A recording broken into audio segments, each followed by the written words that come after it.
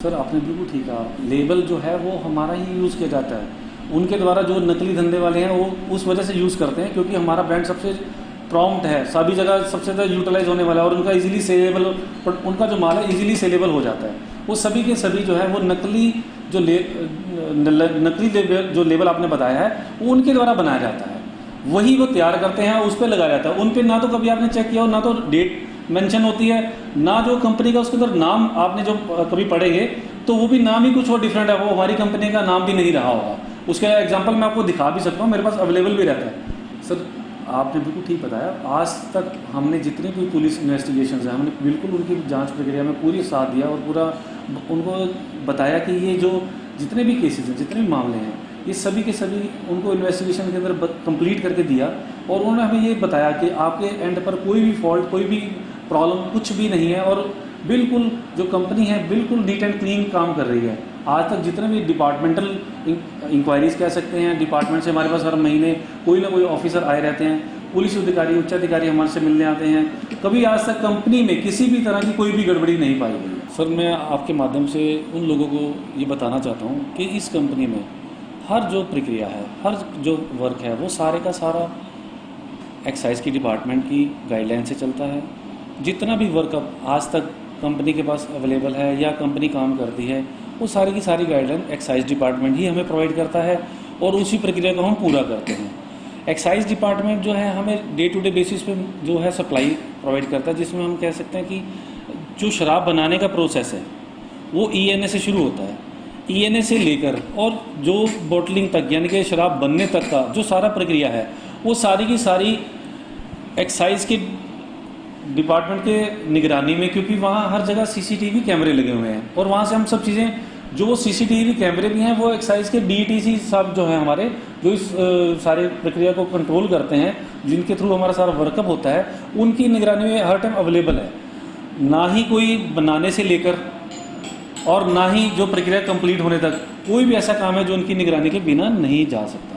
तो कोई भी जो हमारे पर प्रश्न उठाते हैं, जो हमारे पर सवाल करते हैं, मैं आपके माध्यम से उनको बताना चाहता हूँ कि हमारे यहाँ सब कुछ ट्रांसपेरेंट किया जाता है।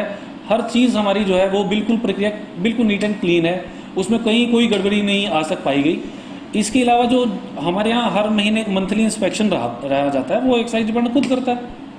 वो एक्साइज डिपार्टमेंट जो हर महीने हमारे यहाँ कोई किसी तरह से कमी पाई जाए वो हमें उसी समय रोक सकता है और टोक सकता है। आज तक कभी भी कोई भी एक भी कमी ना होने की वजह से हमें आज सबसे बेस्ट जो है फैक्ट्री का उन्होंने ओहदा भी कहा हुआ है।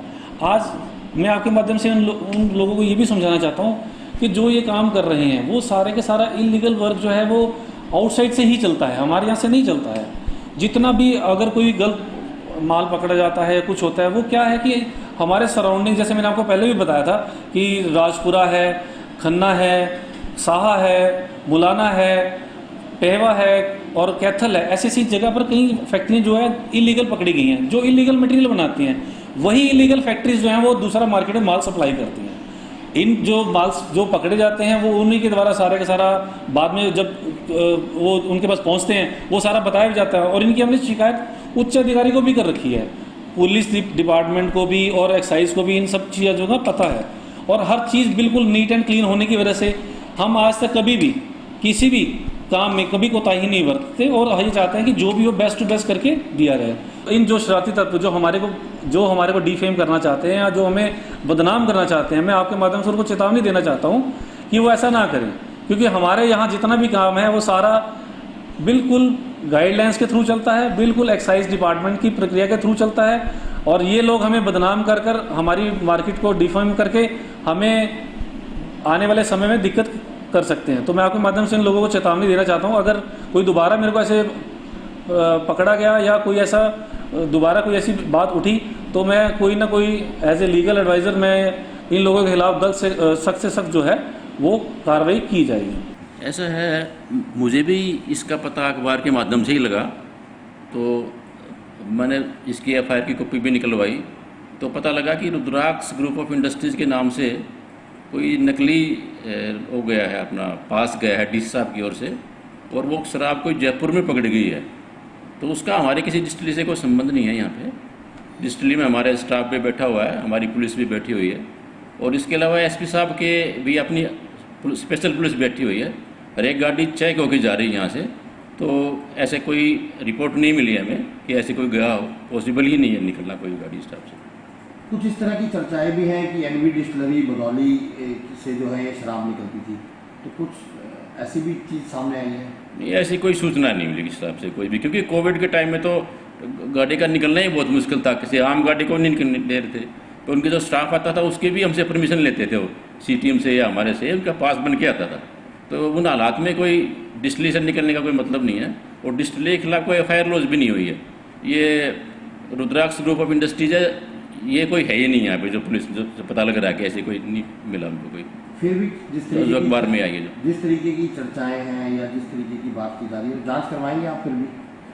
नहीं, चलो जांच तो जब कराएंगे जब कैसा कोई इंसिडेंस आए, क्योंकि हमने पहले ही प्रबंध कर रखा है वहाँ पे।